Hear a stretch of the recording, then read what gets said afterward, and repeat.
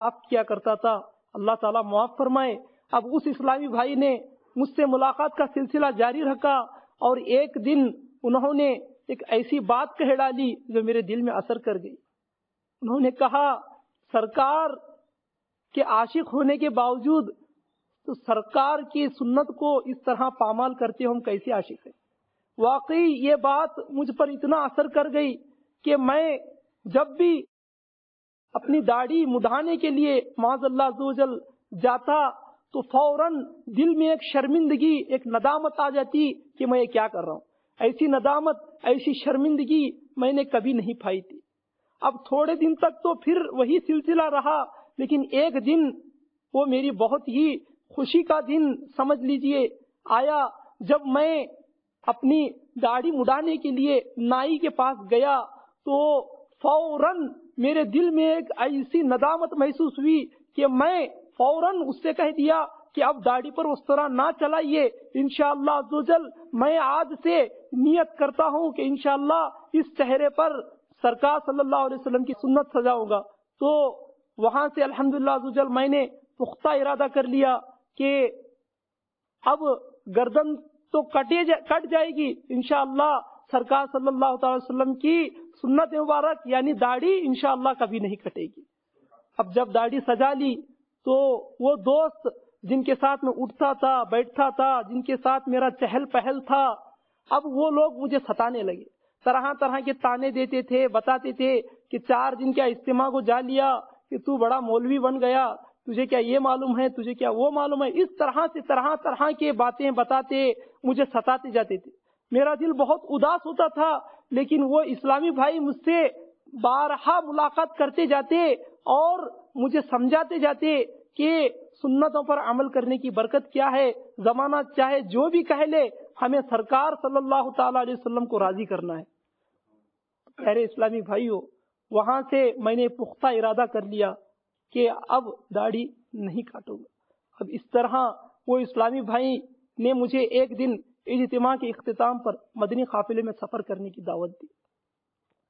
پتہ نہیں تھا مدنی قافلہ کیا ہوتا ہے، علم دین سے تو اتنی دوری تھی کہ نماز، وضو، غسل یہ کچھ بھی پتہ نہیں تھا، بس ایسے ہی زندگی گزر جایا کرتی تھی۔ اب اس اسلامی بھائی نے مجھے ذہن دیا کہ ہمیں نماز پڑھنی ہے، وہ بھی صحیح طریقے سے پڑھنی ہے، وضو کرنا ہے صحیح طریقے سے کرنا ہے، غسل کرنا ہے تو اس کے بھی چند شرائط ہیں، فرائض ہیں۔ تو اس اسلامی بھائی نے مجھے مدنی قافلے میں سفر کرنے کا ذہن بنایا۔ تو الحمدللہ عز و جل میری خوش نصیبی کہ میں عاشقان رسول صلی اللہ تعالی علیہ وسلم کے ہمراہ 3 دن کے مدنی قافلے کا مسافر بن گیا۔ اب مدنی قافلے میں جب میں نے سفر کر لیا تو میرے ہمراہ 6 اسلامی بھائی تھے۔ تو پہلے ہی دن اچانک اس شدت سے مجھے پیٹ میں درد ہوا کہ مجھ سے رہا نہ گیا۔ اس طرح تکلیف ہوئی کہ یہ وسوسہ آ گیا کہ شاید میں یہ میرا گاؤں چھوڑ کے یہاں پر آؤں، اس کی وجہ سے مجھے یہ پیٹ درد آیا۔ اب فوراً وہاں کے جو اسلامی ذمہ دار اسلامی بھائی تھے انہوں نے ترکیب بنائی اور مجھے ہاسپٹل پہنچایا۔ ہاسپٹل میں 3 دن تک ایڈمٹ رہا۔ وہ میرے زندگی کا پہلا مدنی قافلہ تھا جس میں میں نے صرف چند گھنٹے گزارے اور باقی کے جو جتنے دن تھے وہ میں نے ہاسپٹل میں گزارے۔ پیارے اسلامی بھائیوں، اس طرح شیطان نے مجھے پھر وسوسہ یہ دلایا کہ مدنی قافلے میں تو نے سفر کیا، تجھے یہ بیماری، یہ تجھے تکلیف آئی، اگلی بار سے تو نہیں جانا۔ اب پیارے اسلامی بھائیوں، جب 3 دن کے بعد میں ہاسپٹل سے فارغ ہونے کے بعد اب وہ اسلامی بھائی نے پھر سے مجھے ملاقات کی اور میرا ذہن بنانا شروع کر دیا کہ اللہ عز و جل کی راہ میں تکلیف اٹھانے کے کیا کیا فضائل آتے۔ تو میں دوسری مرتبہ مدنی قافلے کا پھر سے مسافر بن گیا۔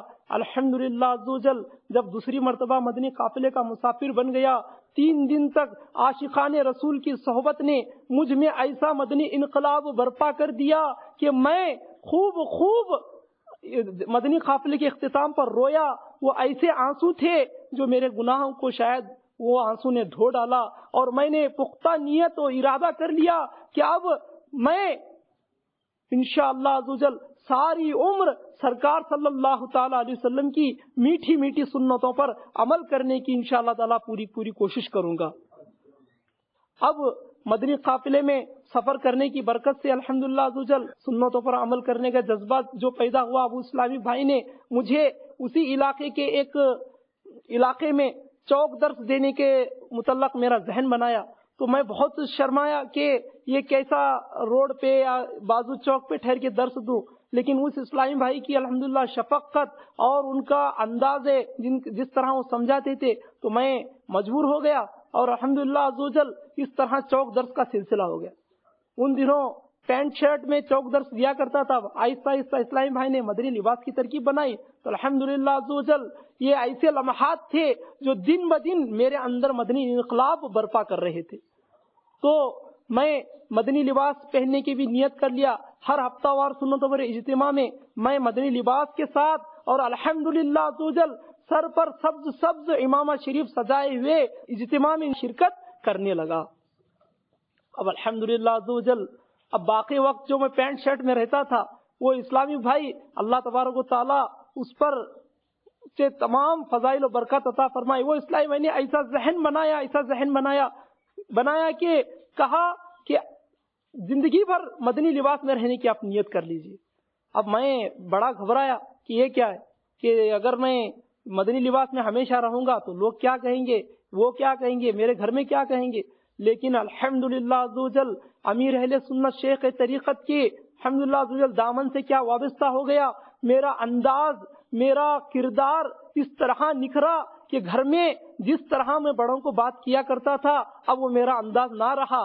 پہلے کرختہ آواز میں بڑوں کو بات کیا کرتا تھا، نہ ماں کا ادب نہ بھائی بہنوں کا ادب تھا، لیکن الحمدللہ عزوجل مدنی ماحول کی برکت سے میرے اندر نرمی آ گئی۔ اس نرمی کا اثر یہ ہوا کہ مدنی ماحول ہمارے گھر میں بھی شروع ہو گیا، گھر میں بھی الحمدللہ عزوجل درس کا سلسلہ شروع ہو گیا۔ اس طرح ہمارے گھر میں تمام افراد سبھی امیر اہل سنت دامت برکاتہم العالیہ کے دامن سے وابستہ ہو گئے۔ الحمدللہ عزوجل ہمارے تمام برادران بھائی وغیرہ وہ بھی مدنی ماحول سے وابستہ ہو گئے۔ اس طرح سلسلہ چلتا رہا۔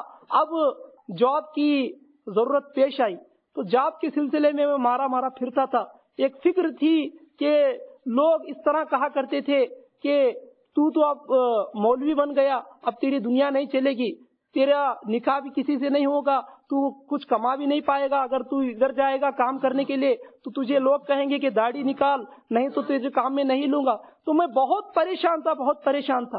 اب پھر وہی اسلامی بھائی سے میری ملاقات ہوئی، اب وہی اسلامی بھائی نے پھر سے میرا ذہن بنایا کہ آپ پھر سے مدنی قافلے میں سفر کر لیجئے، انشاءاللہ عزوجل آپ کے ایگزام سے پہلے آپ مدنی قافلے میں سفر کر کے دعائیں کیجئے، انشاءاللہ مدنی قافلے میں سفر کرنے سے دعائیں قبول ہوا کرتی ہیں۔ تو میں نے بھی اپنا ذہن بنا لیا کہ کچھ بھی ہو جائے انشاءاللہ میری امتحان سے پہلے میں مدنی قافلے میں سفر کروں گا۔ الحمدللہ عزوجل پھر سے ایک مرتبہ عاشقان رسول کے حملہ مجھے مدنی قافلے میں سفر کرنے کی سعادت نصیب ہوئی۔ مدنی قافلے میں سفر کرنے کے دوران میں نے خوب دعائیں کی۔ اس میں ایک دعا میں نے یہ بھی کی تھی کہ یا اللہ عزوجل اس بار میری نوکری کا کچھ انتظام فرما دے۔ جب مدنی قافلے سے واپس لوٹنے کے بعد جب میں نے امتحان لکھی تو الحمدللہ عزوجل مدنی قافلے میں سفر کر کے جو دعائیں مانگی تھی ان دعاؤں کا اثر ہاتھوں ہاتھ نظر آ گیا، اور یوں کہ مجھے الحمدللہ عزوجل بحیثیت معلم گورنمنٹ نوکری مل گئی۔ الحمدللہ عزوجل آج میں ایک گورنمنٹ ٹیچر کی حیثیت سے، ایک معلم کی حیثیت سے اپنے کام انجام دیتے ہوئے دعوت اسلامی کے مدنی ماحول سے بھی الحمدللہ وابستہ ہوں، اور الحمدللہ عزوجل آپ تمام اسلامی بھائیوں کو میں یہ انشاءاللہ تعالی یہ ضرور یہ پیغام دینا چاہوں گا، یہ دعوت اسلامی کا ماحول اتنا پیارا مدنی ماحول ہے جو ایک گناہوں سے بھرپور، گناہوں سے لٹڑے ہوئے شخص کو اٹھا کر ایک سنتوں پر عمل کرنے کا الحمدللہ عزوجل ذہن دے دیا۔ یہ دعوت اسلامی کا مدنی ماحول ہے جو ٹوپی سجانے سے بھی کتراتے تھے، جو پینٹ شرٹ پر پھرتے ہوئے اب فخر محسوس کیا کرتے تھے، الحمدللہ عزوجل دعوت اسلامی کا مدنی ماحول کیا مل گیا، مدنی لباس الحمدللہ عزوجل سجاتے ہوئے پھرنے میں فخر محسوس کر رہے ہیں۔ پیارے پیارے اسلامی بھائیوں، الحمدللہ عزوجل اب ساتھ میں بیان جو میں آپ کے سامنے ٹھہرا ہوں، الحمدللہ عزوجل میں دعوت اسلامی کے ایک شہر مشاورت کے